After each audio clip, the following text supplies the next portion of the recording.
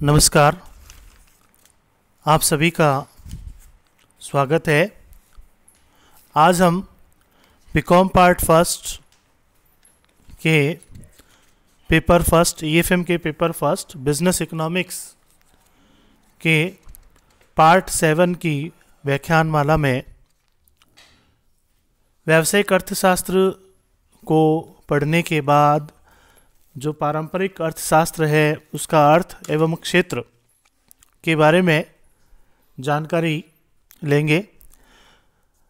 अर्थशास्त्र का अर्थ, जैसा कि आपकी बुक व्यावसायिक अर्थशास्त्र नाम है, जिसमें अर्थशास्त्र का अर्थ समझना बहुत ही महत्वपूर्ण है कि अर्थशास्त्र वास्तव में क्या है, जिसके बारे में हम आज चर्चा कर रहे हैं। और ग्लोबल लेवल पर इसकी चर्चा होती है कि अर्थशास्त्र ये है, अर्थशास्त्र वो है। तो अर्थशास्त्र के बारे में आधुनिक अर्थशास्त्र के जो जनक हैं वो एडम स्मिथ थे, जिनको प्रसिद्ध पुस्तक 1776 में 1776 में an inquiry into the nature and causes of wealth of nations book प्रकाशित हुई थी। उसमें आधुनिक अर्थशास्त्र के बारे में सर्वप्रथम विचार प्रस्तुत किए गए थे, इसलिए इन्हें अर्थशास्त्र का जनक भी कहा जाता है या जनक माना जाता है। इसके पश्चात बहुत सारे अर्थशास्त्री हुए, जैसे प्रोफेसर मार्शल ने सन 1880 में प्रिंसिपल ऑफ इकोनॉमिक्स नामक पुस्तक लिखी, और इसी प्रकार से आगे धीरे धीरे चलते रहे। ये प्रोफेसर मार्शल हैं, वो एडम स्मिथ के अनुयायी रहे हैं। उसके अलावा और भी बहुत सारे इनके जो फॉलोअर्स थे एडम स्मिथ के, उन्होंने एडम स्मिथ की विचारधारा को और आगे बढ़ाया, पूरे विश्व में फैलाया और पूरे विश्व में फैलाने का काम किया। अर्थशास्त्र का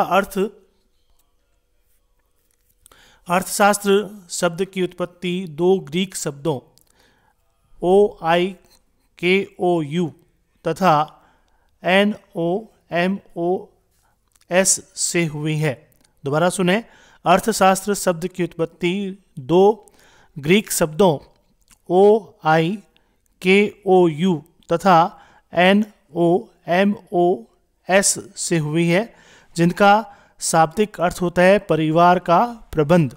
यानी कि OIKOU का मतलब होता है परिवार और NOMOS का अर्थ होता है प्रबंध। तो परिवार का प्रबंध मानव सभ्यता के विकास की प्रारंभिक अवस्था में अर्थशास्त्र का संबंध केवल परिवारों के कुशल आर्थिक प्रबंध से होता था। इसके अंतर्गत केवल यह अध्ययन किया जाता था कि एक परिवार अपने सीमित संसाधनों का प्रयोग करते हुए किस प्रकार अपनी आवश्यकताओं को सर्वोत्तम ढंग से पूरा कर सकता है। किंतु अर्थशास्त्र का आधुनिक रूप केवल संसाधनों के आवंटन तथा उपयोग तक ही सीमित नहीं है, अपितु इनके विकास से संबंधित भी है, और भविष्य में कौन सा रूप ग्रहण करेगा यह कोई नहीं जानता है। इसलिए विभिन्न अर्थशास्त्रों ने अर्थशास्त्र की अलग अलग रूप से परिभाषित किया है, जिसमें हमने परिभाषाओं को मुख्यतः 5 भागों में विभक्त किया है, और उनके बारे में हम थोड़ी बहुत जानकारी लेंगे। वैसे आपने 12th में अगर आपके पास ईएफएम था तो निश्चित रूप से ये आपने देखा होगा, पढ़ा होगा। पहला है धन केंद्रित परिभाषाएं, वेल्थ कंसर्न सेंटर्ड डेफिनेशन। प्राचीन अर्थशास्त्रों ने अर्थशास्त्र को धन के विज्ञान के रूप में परिभाषित किया है। एडम स्मिथ, JB से, FA वॉकर और अन्य समकालीन कॉन्टेम्पररी अर्थशास्त्रियों ने अर्थशास्त्र को इसी प्रकार से परिभाषित किया था। प्रोफेसर एडम स्मिथ के शब्दों में अर्थशास्त्र राष्ट्रों के धन के स्वरूप और कारणों की खोज से संबंधित है। प्रोफेसर एडम स्मिथ ने ये बताया है कि अर्थशास्त्र राष्ट्रों के धन के स्वरूप और कारणों की खोज से संबंधित है। Economics is a subject concerned with an inquiry into the causes and inquiry into the nature and causes of the wealth of nations. Professor Adam Smith. Professor J B Say के अनुसार अर्थशास्त्र वह विज्ञान है जो धन का अध्ययन करता है।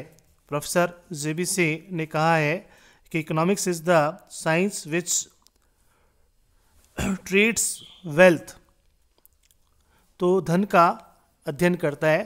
प्रोफेसर वाकर ने अर्थशास्त्र के उस भाग का नाम है जिसका संबंध धन से है। तो अर्थशास्त्र ज्ञान के उस भाग का नाम है जिसका संबंध धन से है। तो धन से संबंधित economics is the name of the part of the knowledge which is related to the wealth. धन से संबंध रखने वाली चीज़ है अर्थशास्त्र।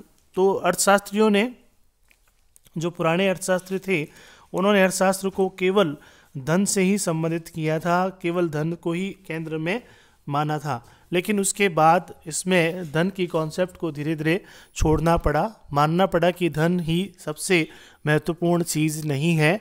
और अर्थशास्त्र केवल धन का विज्ञान ही नहीं है, केवल धन का ही अध्ययन इसमें नहीं किया जाता है। अर्थशास्त्र एक समाज से जुड़ी हुई बहुत बड़ी चीज़ है और इससे संबंधित, समाज से संबंधित जितने भी पहलू होते हैं उनका इसमें रोल होना आवश्यक है। इसलिए कुछ कल्याणवादी अर्थशास्त्री वे, जिनको कल्याणवादी अर्थशास्त्री के नाम से जाना जाता है, इसमें सबसे प्रमुख नाम जो है professor Pigou, professor AC Pigou का आता है। प्रोफेसर पीगू ने ये बताया है कि अर्थशास्त्र में आर्थिक कल्याण का अध्ययन किया जाता है और आर्थिक कल्याण सामाजिक कल्याण का वह भाग है जिसे मुद्रा रूपी मापदंड में मापा जा सकता है। तो प्रोफेसर पीगू ने बहुत ही सटीक परिभाषा दी है कि अर्थशास्त्र में आर्थिक कल्याण का अध्ययन किया जाता है और आर्थिक कल्याण कुल कल्याण का वह भाग होता है या सामाजिक कल्याण का वह भाग होता है जिसे मुद्रा रूपी मापदंडों में मापा जा सके। मुद्रा का रोल यहाँ फिर भी अभी भी आया है। प्रोफेसर मार्शल के शब्दों में अर्थशास्त्र जीवन के साधारण व्यवसाय में मानव क्रियाओं का अध्ययन है। यह व्यक्तिगत तथा सामाजिक क्रियाओं के उस भाग की जांच करता है जिसका कल्याण के लिए आवश्यक भौतिक साधनों की प्रति उनका उपयोग से निकटतम संबंध है। तो प्रोफेसर मार्शल ने भी आर्थिक कल्याण को केंद्रित करते हुए परिभाषा दी है। तो प्रोफेसर पीगू ने इकोनॉमिक्स इंग्लिश में बताया, economics welfare is the subject matter of economics science, economics welfare being that part of social welfare and that can be brought directly of industry indirectly into relation with the measuring rod of money। तो मुद्रा के रूप में जिसको मापा जा सकता है। थर्ड नंबर जो डेफिनेशन दी गई है वह है दुर्लभता या सीमितता केंद्रित परिभाषाएं। दुर्लभता यानी कि स्कैरसिटी और स्कैरसिटी सेंटर्ड डेफिनेशन, यानी जिसमें अर्थशास्त्र को दुर्लभता से संबंधित कारणों से जुड़ा गया है। प्रोफेसर रॉबिन्स के शब्दों में अर्थशास्त्र वह विज्ञान है जिसमें साध्यों तथा सीमित एवं वैकल्पिक उपयोग करने वाले साधनों से संबंधित मानव व्यवहार का अध्ययन किया जाता है। यानी कि अर्थशास्त्र वह विज्ञान है जिसमें साधन और साध्यों के बीच जो संबंध है उसका उपयोग किस प्रकार से किया जाता है उसके बारे में प्रकाश डाला गया है। नेक्स्ट है आवश्यकता विहीनता केंद्रित परिभाषाएं। तो आवश्यकता वांटलेसनेस सेंटर्ड डेफिनेशन, जिसमें किसी आवश्यकता नहीं होना के बारे में बताया। प्रोफेसर JK मेहता ने बताया कि अर्थशास्त्र की परिभाषा की भारतीय दर्शन एवं संस्कृति पर आधारित है और आवश्यकताओं को कम से कम करने पर बल दिया है। तो अर्थशास्त्र में आवश्यकताओं को कम से कम करने पर बल दिया गया है जो भारतीय दर्शन का एक आधार है। Economics is a science that studies human behaviour as a means to the end of wantlessness. तो आवश्यकताओं को कंट्रोल करना, आवश्यकताओं की कमी करना, आवश्यकताओं के दायरे से बाहर निकलना अर्थशास्त्र है। नेक्स्ट और लास्ट है विकास केंद्रित परिभाषाएं, ग्रोथ सेंटर्ड डेफिनेशन। प्रोफेसर बहनम ने बताया अर्थशास्त्र रोजगार एवं जीवन स्तर को प्रभावित करने वाले तत्वों का अध्ययन है। तो अर्थशास्त्र जो है वह रोजगार एवं जीवन स्तर को प्रभावित करने वाले तत्वों का अध्ययन है। Economics is the study of factor affecting employees and standard of living. Standard of living और फैक्टर अफेक्टिंग एम्प्लॉयमेंट को अर्थशास्त्र का आधार माना है। तो इस प्रकार से जो अलग अलग विद्वान हुए उन्होंने अपने अलग अलग विचार इसके बारे में प्रस्तुत किए हैं, लेकिन हम एक परिभाषा पर पहुंच नहीं सकते क्योंकि बहुत सारे विद्वानों ने बहुत सारे अलग अलग परिभाषाएं दी हैं।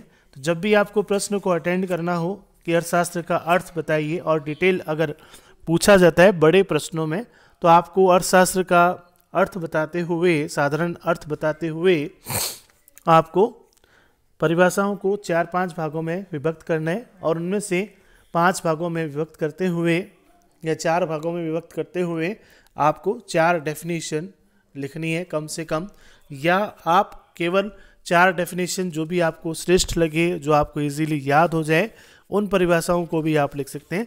तो क्वेश्चन को अटेंड करने का तरीका तो ये है। उसके अलावा आपको इसको और देखना है, मैंने नोट्स भी आपको जो है इसके शेयर किए हैं, उनको आप देखें, समझें और पढ़ें, और फिर इसके बाद आगे आपको इसके बारे में और बताया जाएगा।